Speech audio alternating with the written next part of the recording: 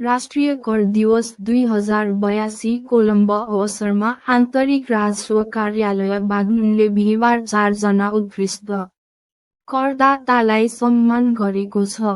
कार्यालयको कार्यक्षेत्रमा रहेका बागलुङ, पर्वत, म्याग्दी र मुस्ताङ जिल्लाका उत्कृष्ट करदाताहरूलाई सम्मान गरिएको हो।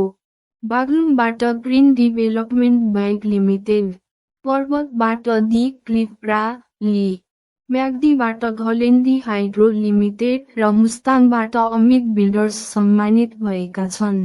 प्रमुख जिल्ला अधिकारी कुमानसिंह गुरुङले सम्मानित करदाताका प्रतिनिधिहरूलाई सम्मानपत्र प्रदान गर्नुभयो। आन्तरिक राजस्व कार्यालय बागलुङका प्रमुख कर अधिकृत प्रमोद कुमार श्रीवास्तवले वर्षभरि धेरै कर तिर्ने करदाताहरूलाई हौसला प्रदान गर्न यो सम्मान कार्यक्रम आयोजना गरिएको बताउनुभयो। आन्तरिक राजस्व कार्यालय बागलुङले राष्ट्रिय कर दिवसमा कसलाई सम्मान गर्यो? आफ्नो विचार कमेन्ट गर्नुहोस्।